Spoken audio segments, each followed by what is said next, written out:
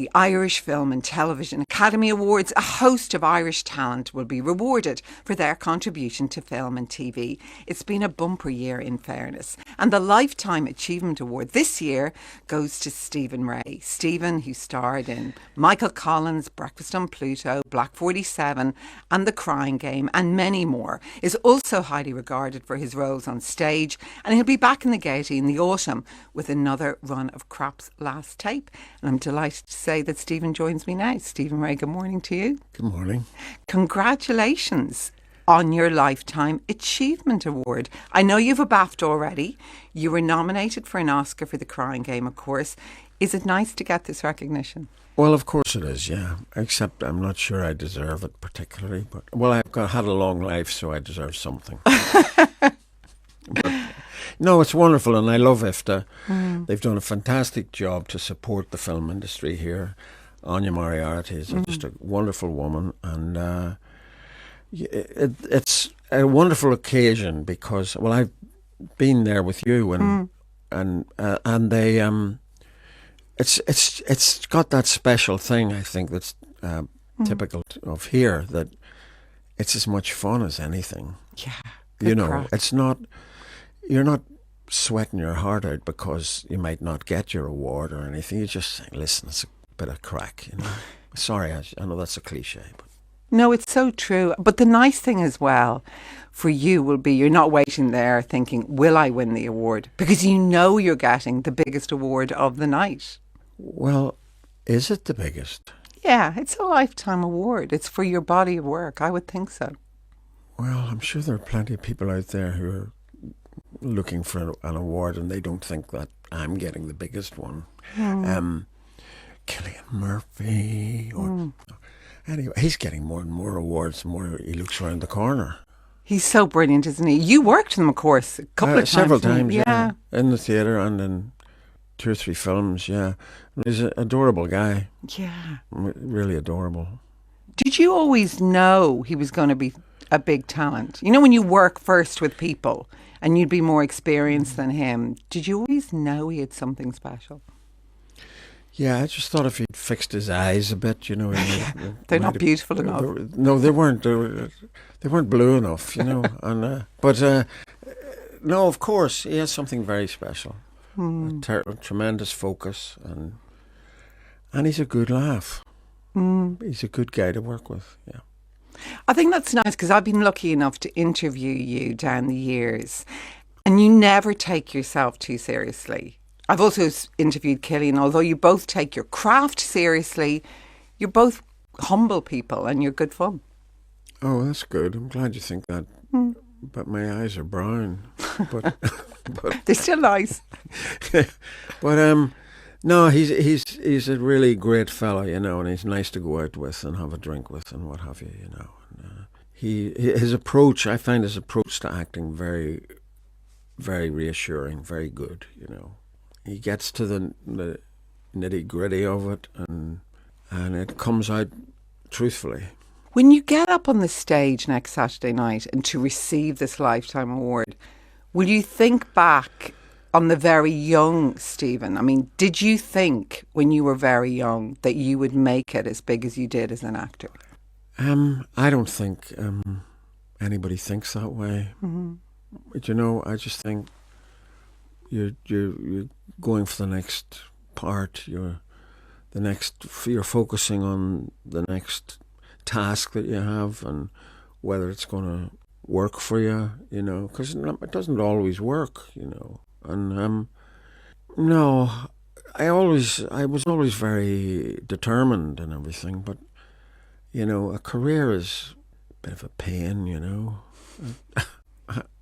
You know, it's there's a wonderful thing that Martha Graham, the dancer, said to a young dancer who said she was very dissatisfied with her work, and Martha Graham said, what you must understand is that artists are never satisfied. They just have a kind of dark kind of dissatisfaction that forces them to work on. And I think that's one of the most truthful things I've ever heard about our work, you know. Do you have a dark dissatisfaction? Oh, I'm as dark as the night. Yeah. But you're not really. I am this morning, you know. Yeah, it's not a, you're never ever finally confirmed in your comfort as an actor, you know. I don't think. But does that mean that you don't allow yourself reflect on your great career and appreciate how well you've done? Are you really hard on yourself? No, I think that I think I've been incredibly lucky that my first film was Angel with Neil Jordan. That he asked me to do that. That I got first bite of that little cherry, and then The Crying Game, which is still, and I saw it again recently with Neil, a new print of it, and I said to him, it's a magnificent film. It's really magnificent, and it deals with so many issues that are important in this country, and in you know, it's astonishing.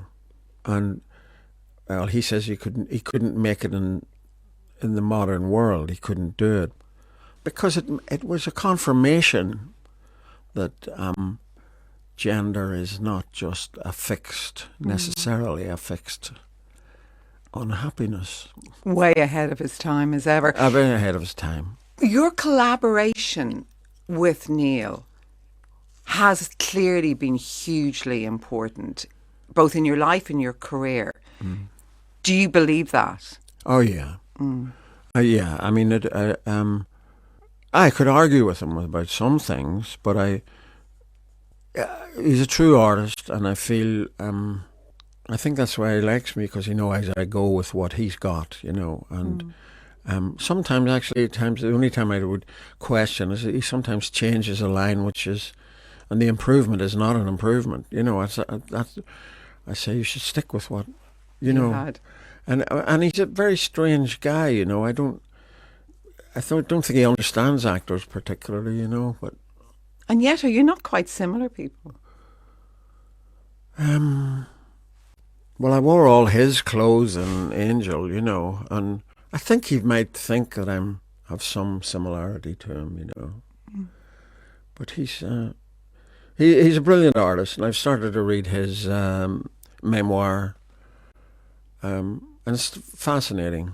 The writing is fascinating because he's not lingering around on his own feelings. He's talking about his mother and everything, and she was an artist, and really fascinating writer, you know. When you get up on Saturday night to get the award, you mentioned Neil writing about his mother. Will you think about your own mother and father? I think about them a lot, yeah. But I was still trying to reconcile myself to a not particularly thrilling childhood, you know, which is true of a lot of actors. That's the first thing I discovered going into the theatre. The kind of people, they've all had a miserable time, and the theatre is their relief, you know. You can be who you want to be. But are you more forgiving of your parents as you get older? I mean, you say, was it a very unhappy childhood, or do you think about them now and think maybe what they were going through in their own heads? Well, their life was so completely different to my life, you know, and they were country people, and they came to Belfast to get work and everything. And my father had an alcohol problem, and you know that's always hell in a marriage, you know. But he was a very lively guy, you know. But and my mother was very unhappy. So that's an equation you wish to escape, you know.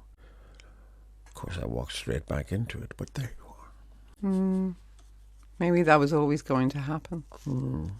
Forces as well, and influences like Friel, obviously, Brian Friel, also well known. You met Beckett, you're about to do, you know, Crop's last tape again. How important is the stage in your life? Oh, vastly important, yeah.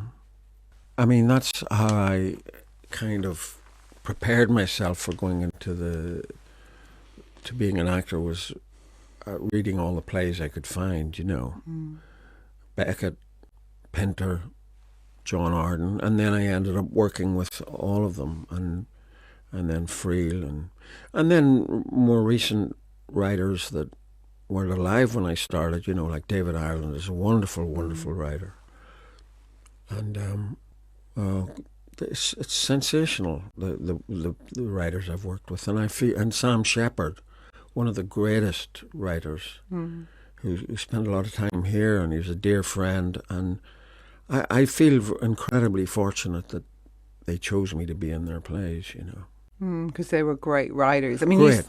you spoke about The Crying Game and looking back and thinking it's magnificent, but when you look back, you were in translations. I think that's still magnificent, isn't it? Oh, it's magnificent. Did you see the Ukrainian company that came here? Oh, God, it's the best production I've ever seen. And what made it great was the Ukrainian people that company were living the situation that occurs in translations. And there was no gratuitous character acting. They were in it. They were living it. And it was frightening. And their positivity of that group was just sensational. And at the end, they did a dance, like a folk dance. It was saying, we're here, we're still alive, in spite of the fact that this intrusive force has inflicted upon us. Do you enjoy your life more than you used to? You make me smile, actually, because you always have this hang dog, kind of, oh, life is upon me. But I always think that's a bit mischievous as well, because you just kind of smiling a lot of the time. No, well, I have an extraordinary life in a lot of ways, and I mean, I look at homeless people and everything that we have here, and I get very angry about that, and I do believe, I heard that lovely independent TD, Catherine Connolly, talking the other day and saying, to the incoming Taoiseach, that saying, we do live in a republic, and we're supposed to. Part of that means that we should be putting people in houses and all that, and that too makes me very angry about the world that we're allowing to continue. When a lot of people gave their lives to create a situation of a republic, and it's a wonderful, wonderful thing for us to live in, I think, and she was magnificent, Catherine Connolly, but in a very quiet way. So when you go along to the IFTAs on Saturday to get your Lifetime Achievement Award, will you write a speech?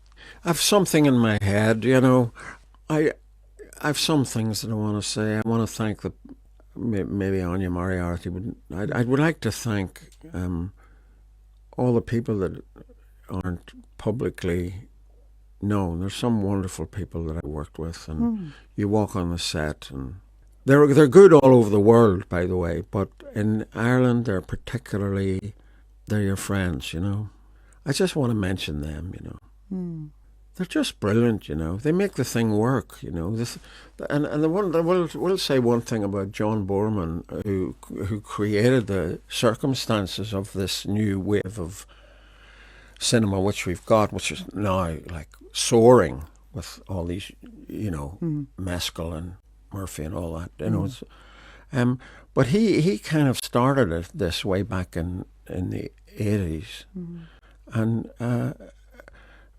he wanted to create a cinema where people would come and do work here, and it has happened, and we owe thanks to him. Well, he's gone back to live in England because he's not particularly well, but a glorious man. He's a glorious man. I've been lucky enough to interview him on this programme a few times. He is a glorious man. How are your two sons? They're really great. Yeah. They're doing well. Daniel and Oscar? Daniel and Oscar, and Well, I always feel when you're an actor and everything, the most important thing to you is the work. Then you have children, and you realise it's not the most important. The most important thing is the kids, is the lads, and they are great, great spirits. And I mean, they're a pain in the ass too, but they're adorable.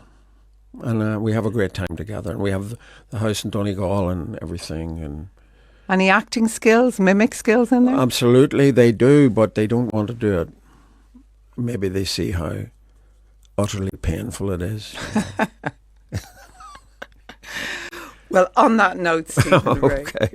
thanks so much for joining me this morning. I always love chatting to you. You always make me smile. You're going to be honoured next Saturday night with the Lifetime Achievement Award at the IFTAs, and Crop's Last Tape will be in the Gaiety Theatre with you from October the 21st to October the 26th. Tickets on ticketmaster.ie. Thanks so much, Stephen. Congratulations. Thank you, Miriam, very much.